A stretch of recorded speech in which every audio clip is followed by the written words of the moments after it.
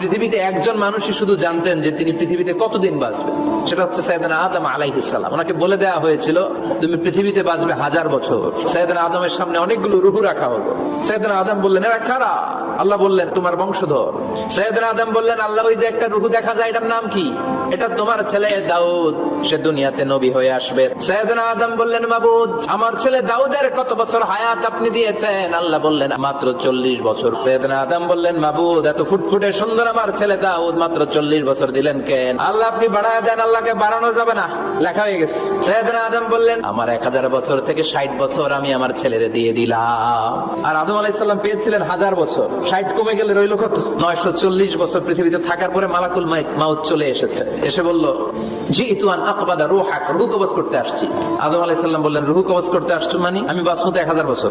মালাকুল মাউত বললেন না না, ওই যে আগের কথা স্মরণ করেন আপনি 60 বছর দিয়ে দিয়েছিলেন। কয় না আমি